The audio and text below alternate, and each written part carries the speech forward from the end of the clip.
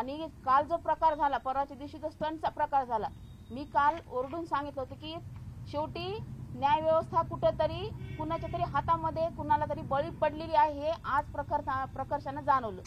फक्त एका स्टंटमुळं, लोकांच्या मागणीमुळं, चुकीच्या मागणीमुळं जर आज तुम्ही माझ्या माणसाला अडकवलं, ते बरोबर अडकवलेलंच आहे.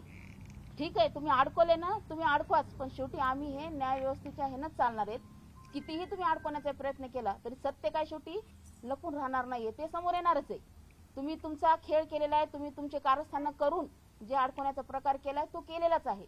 ठीक आहे, अडकवलाय तर अडकवा तुम्ही. जे काही सबूत असतील, जे काही न्याय व्यवस्था असेल, तो मला न्याय दिल्याशिवाय राहणार नाही आणि माझा माणूस हा बाहेर आल्याशिवाय राहणार नाही, एवढंच मला सांगायचंय.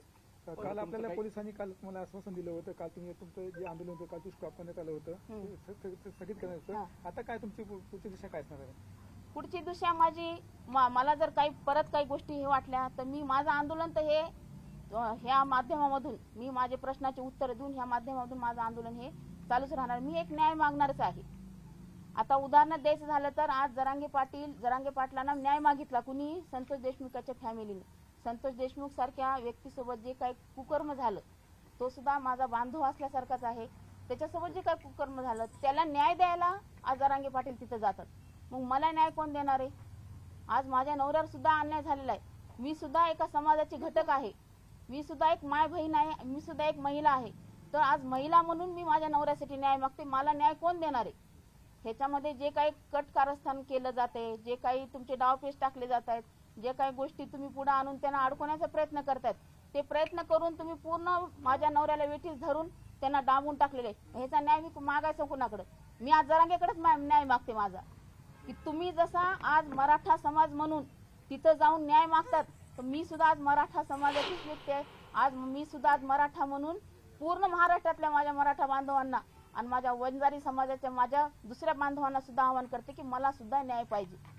आज माया बहिणीवर जर अन्याय होत असेल, त्यांच्या कुटुंबावर अन्याय होत असेल, तर तिला पूर्ण अधिकार आहे तो न्याय मागण्याचा, आणि तो न्याय मी आज मागत आहे. तो न्याय तुम्ही कसा देणार आहेत हे मला तुम्ही सांगावं. जातीवाद करून फक्त तुम्ही मराठा समाजाचे एकटेच आहेत का? संतोष भाऊ एकटेच मराठा समाज, मी सुद्धा मराठा समाज, मला सुद्धा न्याय मागण्याचा अधिकार आहे ना. मग तो न्याय तुम्ही कसा देणार आहेत हे तुम्हीच मला सांगावं. जे काही चाललंय हे बंद करा. तुम्ही स्टेप बाय स्टेप तुम्ही मीडिया ट्रायल करून स्टेप बाय स्टेप माझ्या नवऱ्याच्या एक गोष्टी बाहेर काढल्या. मी सुद्धा तुम्हाला स्टेप बाय स्टेप सांगत जाईल. ज्यांनी माझ्या नवऱ्याच्या गोष्टी बाहेर काढल्या त्यांचे सुद्धा काय काय प्रकार नाहीत ते सुद्धा मी तुम्हाला स्टेप बाय स्टेपच तुम्हाला आणून दाखवणार आज मीडियाच्या समोर. आज सुरेश धस असतील, संदीप सोळंके, संदीप क्षीरसागर असतील, बजरंग सोनवणे असतील, ह्यांच्या सुद्धा अंजली दमाने असतील, ह्यांच्या सुद्धा काही गोष्टी मी सुद्धा तुमच्या समोर आणीन आणि त्या सुद्धा तुम्हाला दाखवावं लागतील. त्या सुद्धा तुम्हाला मीडिया थ्रू तुम्हाला जनतेपर्यंत पोहोचवावं लागतील. त्यांच्या सुद्धा आहेत ना काही गोष्टी, त्या मी तुम्हाला दाखवणार. ते पण मी तुम्हाला जशा त्यांनी हुडकून काढल्यात ना तशा मी सुद्धा त्यांच्या हुडकून काढायले आणि माझ्या वकिलाच्या सहाय्याची मदत घेऊन मी सुद्धा त्यांच्या काही गोष्टी आहेत त्या समोर आणल्याशिवाय राहणार नाही. आज सकाळी बजरंग सोनवणे म्हणले सुद्धा की परळी सारख्या मतदारसंघाला 2-2 मंत्रिपद कसे? आम्हाला काहीच कसं नाही. बरोबर आहे की नाही? ही पोटदुखी की नाही त्यांची? ह्या पोटदुखी पायीच त्यांनी फक्त माझ्या नवऱ्याचा वापर करून, माझ्या नवऱ्याला बळीचा बकरा करून त्यांना पूर्ण डांबून टाकण्याचा प्रयत्न केलेला आहे. सकाळी तर पिंपरी चिंचवडमधून बातमी आली होती की तिथे 2 फ्लॅट जे होते ते सील करण्यात आले. तुम्हाला काय माहिती मिळाली? सील करण्याचा काही प्रकार नाहीये. मी त्या फ्लॅटमध्ये राहत नाहीये, मी तिथं राहायला जात नाही. त्याच्यामुळे त्यांचा जो आता नगरपालिकेचा कर असतो ना, तो तुम्हाला तर माहिती ना, नगरपालिका दर महिन्याच्या वर्षाचा कर देत असते. ते कर रिसीव्ह करायला तिथं कोण नाही. तर त्यांनी बातमी ती कराचा जो लिफाफा आहे तो त्यांनी त्या दारावर चिटकवला. फक्त वर्षाचा कर भरला नाही म्हणून सील करते ही पद्धत आहे का कुठं? वर्षाचा कर भरला जात नाही म्हणून, आणि वर्षाचा कर कोण म्हणलं भरत नाही? आम्ही तिथं राहतच नसल्यामुळे आम्ही रिसीव्ह करायला जागाच नाही ना आम्हाला. त्यांनी काय आम्हाला परळीला पाठवलेलं नाही ती लिफाफा, तो तिथं चिटकून गेले ते. मग आज त्यांनी बघितला, आम्ही तर बघितलेलं सुद्धा नाही अजून. तिथं त्यांच्या मार्फत आम्हाला समजलं की आमच्या तिथं दारावर तो कर लावलेला गेलेला आहे.